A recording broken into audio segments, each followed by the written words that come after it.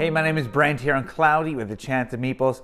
Today on the channel, we're going to do something a little bit different. Today, we're going to look at a few games that I feel will be fantastic Christmas gifts as we head into the Christmas season.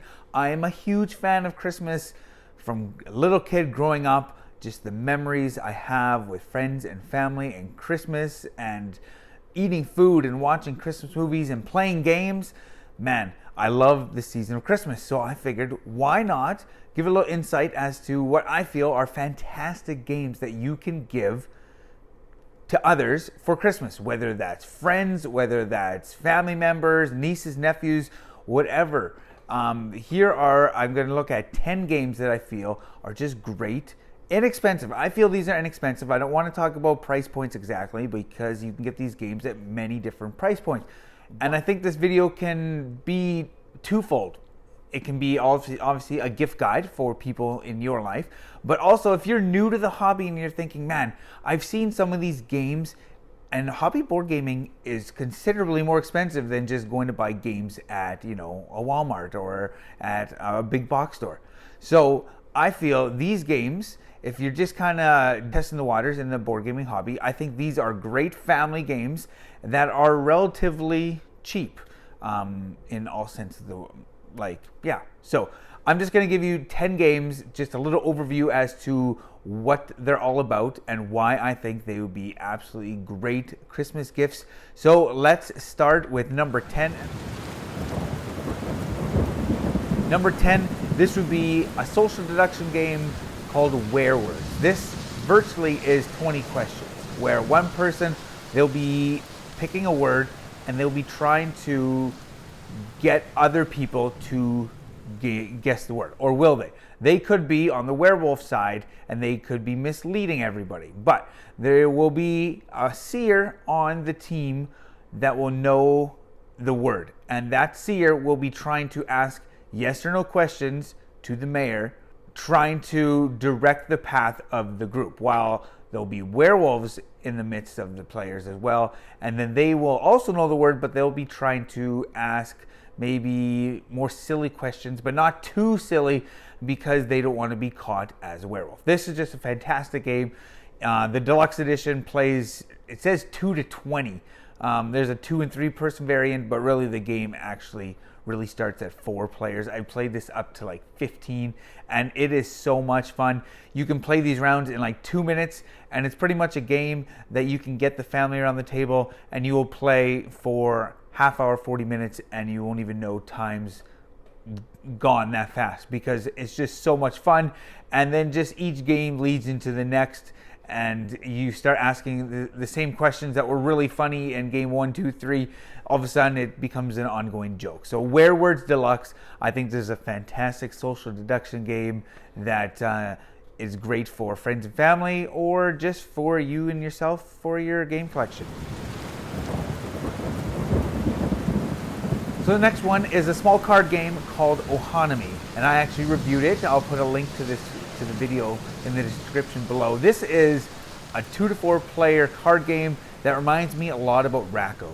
It's a drafting game, so you'll be picking cards and laying them down in numerical order in one of 3 columns, and you'll have blue cards which will score all 3 rounds. The green cards will score twice, the gray ones, and then depending on how many pink cards you have at the end, they will score exponentially. This is just an absolutely fantastic game. I absolutely love this game. I played it at the 2, 3, and 4 player count. I like it best at 2, I feel.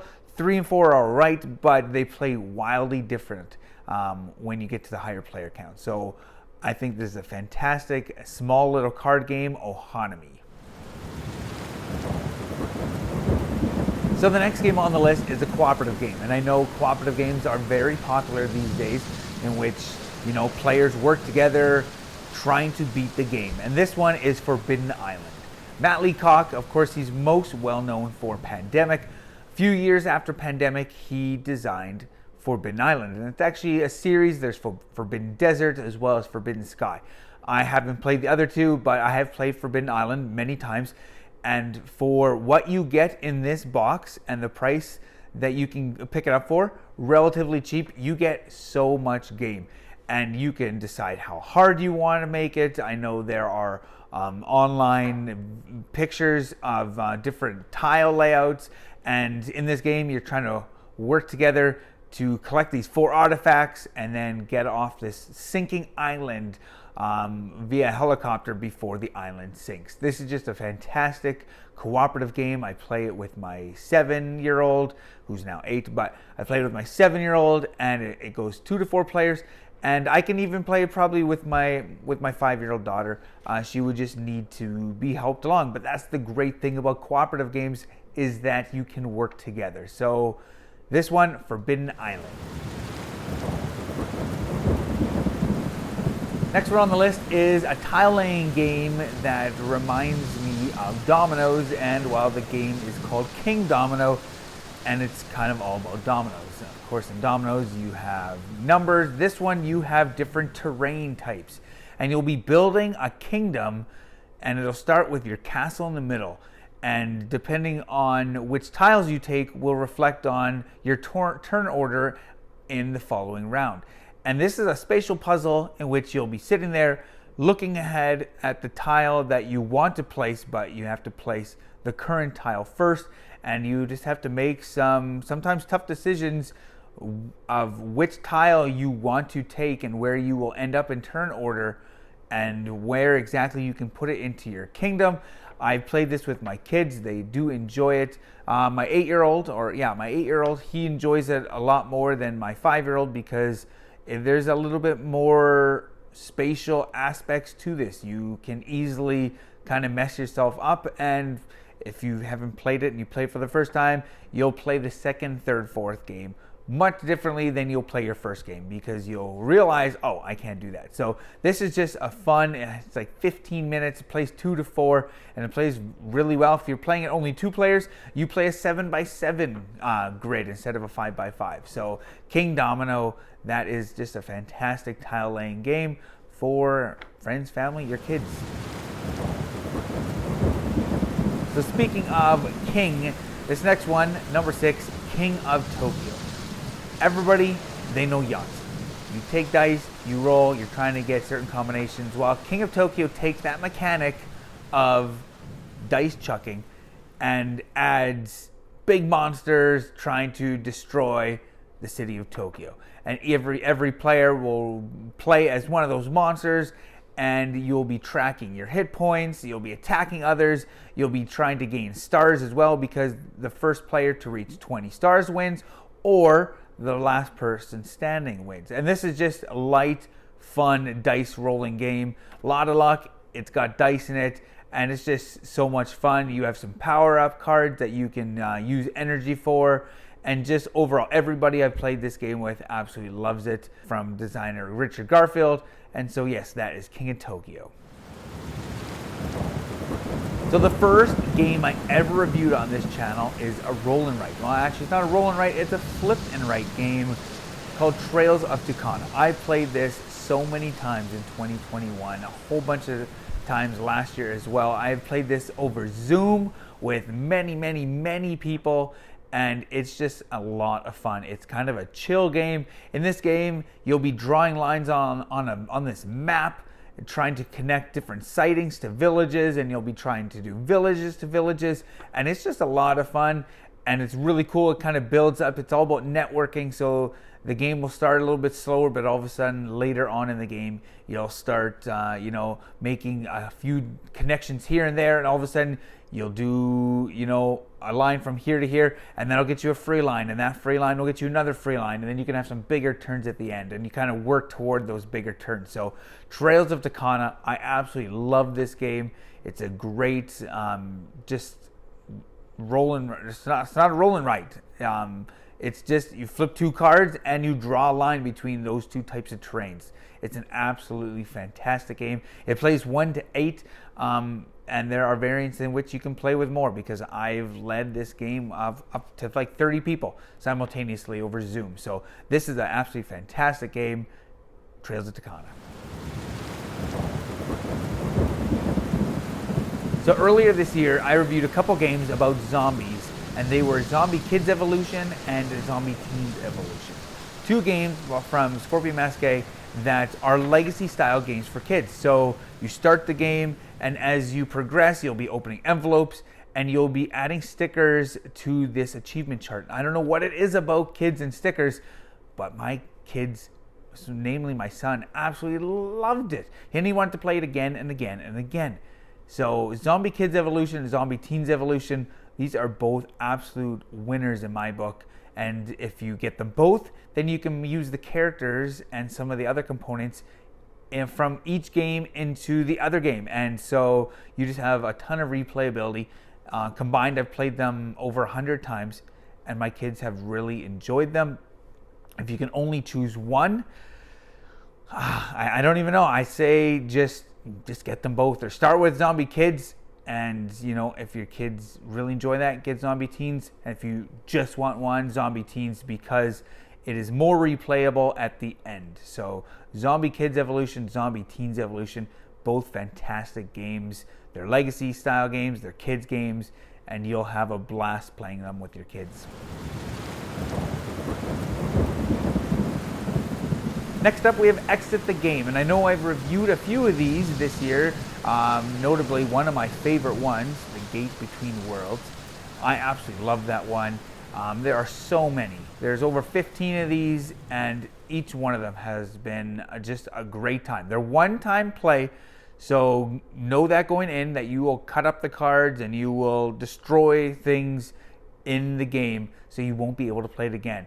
But for you and just a couple other players, or just you and your significant other, this is just a fantastic date at home. My wife and I like to say that we put the kids to bed when they're sleeping, we pull out one of these, and we just try to figure out the puzzles. We don't necessarily go for time anymore. I get the satisfaction of just figuring out the puzzles. They are all, I shouldn't say all of them are super good, because the Deserted Lighthouse one I didn't really like. But there are so many good ones. I have a top 5 list. I'll post a link to that description of the video in the description of this one, so you can check out what I feel are the top 5 Exit the Game games. But yeah, if you like the escape room in a box type thing, you like those little riddles, puzzles, whatnot, check out Exit the Game. So back in 2004, a game all about trains and networking was published by a company called Days of Wonder. And that game has gone on to sell millions and millions and millions of copies of it. And that, of course, is Ticket to Ride. There are so many versions of Ticket to Ride. You have the original, which is the North American map, or the United States map that moves into Canada a bit. And then you have Europe, and then you have the expansions from India to Asia to Africa to Pennsylvania, and tons and tons of them, Nordic countries, Germany, all sorts of big box versions of Ticket to Ride. Well, those versions and those map packs are considerably more money than, you know, these other games from, you know, Hasbro or Mattel, or things that you can find at Walmart or other just big box stores. So a few years ago, Days of Wonder decided to make some smaller version of that game, and they came out with Ticket to Ride New York first, and then London and Amsterdam. And so this list, I'm putting those 3 on: Ticket to Ride New York, Ticket to Ride London, or Ticket to Ride Amsterdam. And the reason I say that is because they are considerably cheaper. Yes, they're smaller version of the game, and they can be played in like 10 minutes. I think my wife and I can play one of these, probably 2 rounds in 15 minutes. Like, they go so fast. But for those that don't want to invest a lot in board games, you're getting a really good game. Yes, it's small and short, but you're getting a good game with tough decisions that may make you want to purchase the normal edition of Ticket to Ride. Because when I first got into the board gaming hobby, seeing the prices of board games, I was like, wow, that's quite expensive. 60, 65 bucks, 70 bucks for a board game. That's a lot of money. But the smaller version of the game are just, you know, a condensed version or condensed game of Ticket to Ride.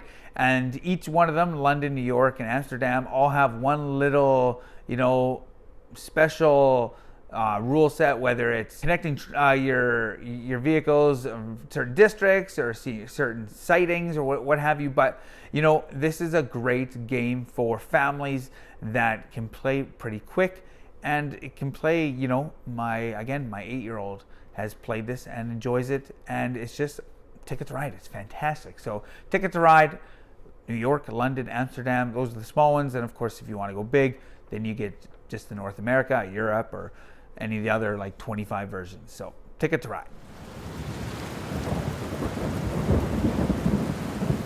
So the final game on this list, and I did say at the beginning that these are just 10 great games that you can give to nieces, nephews, your own kids, a family, family friends, what have you. I said that they weren't ranked, but this one is absolutely, I love this game. This game is all about building a little dinosaur park with wooden dinosaurs, and this is Draftosaurus. I adore the game Draftosaurus. And there's just something about, getting a handful of dinosaurs and putting them into these little pens. And it's so simple. One pen, all the same. One pen, all different. One pen, you got to put only 3 dinosaurs. Another pen is just 1 dinosaur, and you can't have any other dinosaur or any other one of that type on your board. It's just so simple, but there's just so much fun. There's not super amount of depth in this game, but every time I play it, it's just a chill, fun game. And I love it that, you have the summer board, which is a little easier, and then you flip it over and you have the winter board, and it's all snowy. It reminds me of what I deal with for 6 months of the year in Canada, it seems. Lots and lots of snow. It's a little more challenging, but often I'll play it. I'll play both sides of the board. I'll add my final score together, or I'll add my 2 scores together, and that'll be my final score. Plays 2 to 5. 3 is super tight because you have to discard. You have less dinosaurs at the beginning of the game. Just everything about Draftosaurus is such a blast to play. I play it with my daughter. She absolutely loves this game. I know there's a couple expansions. Just Draftosaurus, fantastic game. If you want more information on that, check out my review, which I will post a link to that video in the description of this one. But yes, any one of these 10 games are fantastic little family games that you can, add to your collection. Maybe, like I said, getting into the hobby and you don't know where to start. You don't want to invest tons and tons of money, but you want just to try a few different games. These games, I feel, are fairly inexpensive in comparison to many games that you can get in the board gaming hobby. They're great gifts for families, and I feel you'll make a ton of fun memories with you and your friends and their family playing these games. So check out them. Check us out on Facebook, Cloudy with a Chance of Meeples. Till next time, grab your umbrella. The forecast is cloudy with a chance of meeples.